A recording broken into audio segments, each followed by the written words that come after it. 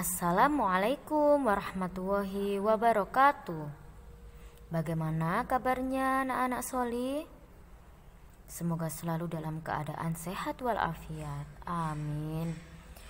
Jangan lupa kita selalu berdoa supaya wabah ini segera berakhir dan kita bisa belajar bersama di sekolah. Amin.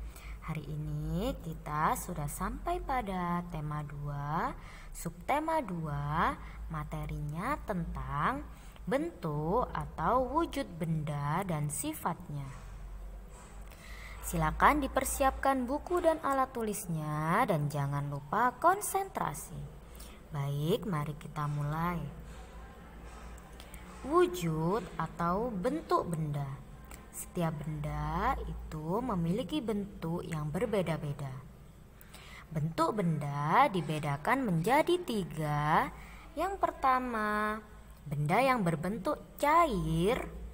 Yang kedua, padat. Yang ketiga, gas. Jadi bentuk benda dibedakan menjadi 3, cair, padat, dan gas. Yang kita bahas terlebih dahulu adalah benda cair.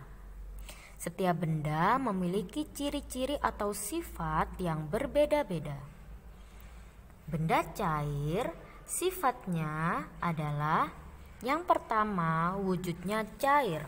Benda cair itu wujudnya cair seperti air. Bentuknya sesuai dengan tempatnya. Jika kita masukkan ke dalam gelas, maka bentuk air seperti gelas. Jika kita masukkan ke dalam botol, maka benda cair berbentuk seperti botol. Jadi, bentuknya benda cair itu sesuai dengan tempatnya atau wadahnya. Mengalir dari tempat tinggi ke tempat yang rendah.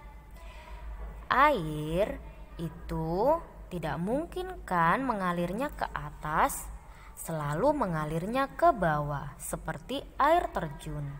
Jadi air itu mengalir dari tempat yang tinggi ke tempat yang rendah, dari atas ke bawah. Selanjutnya dapat mengalir melalui celah-celah kecil. Misal kita mempunyai botol plastik. Kemudian botol plastik itu berlubang sedikit. Nah, air itu pasti keluar melalui lubang kecil tersebut. Jadi, air itu tetap bisa mengalir melalui celah-celah yang kecil. Selanjutnya dapat dilihat dan dapat disentuh. Air bisa kita lihat ya, dan juga bisa kita pegang, namun tidak dapat digenggam. Contoh benda cair yang pertama adalah air, madu, kecap, dan masih banyak yang lainnya. Perubahan wujud benda cair.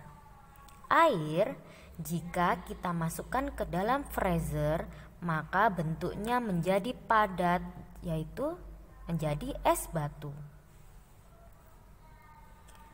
Telur itu kan bentuknya cair.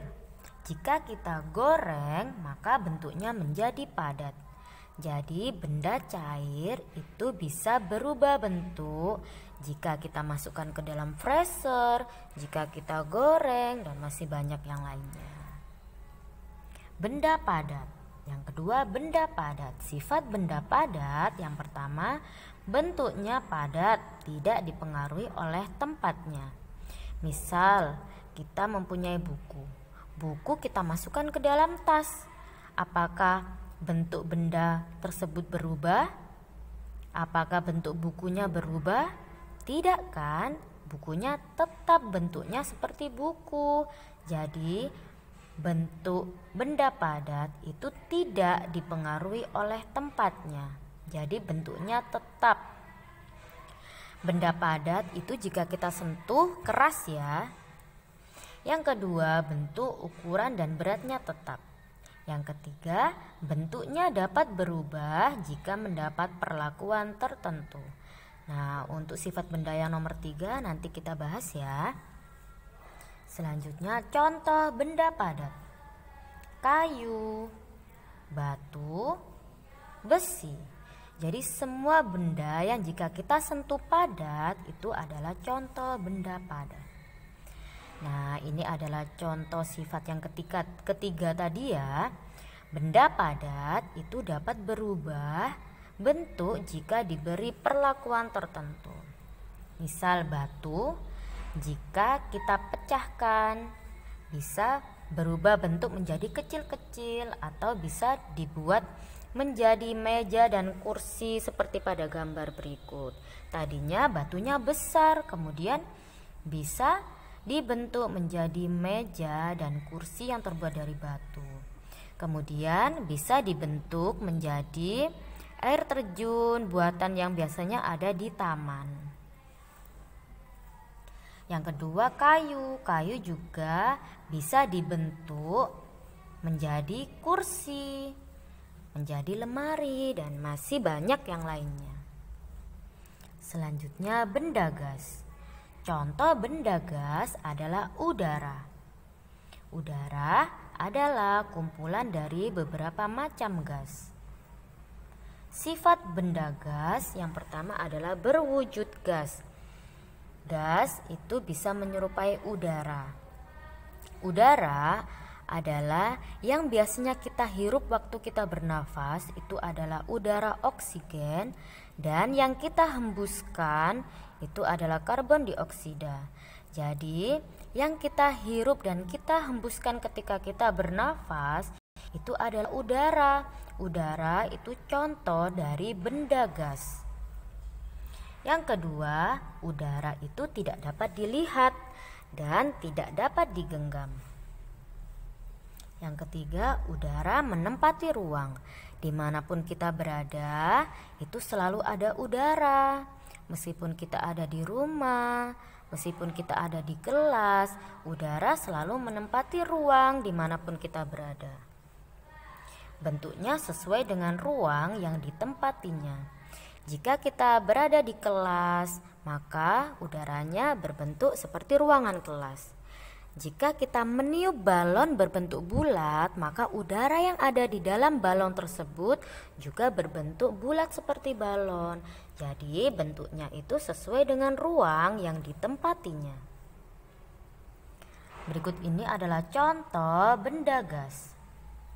Balon, udara yang ada di dalam balon itu adalah contoh benda gas. Jadi balon itu tidak akan bisa mengembang kalau tidak kita tiup. Waktu kita meniup balon itu ada udara yang sudah kita keluarkan dan ada di dalam balon tersebut. Jika balonnya tidak diisi dengan udara, maka balonnya akan kempis.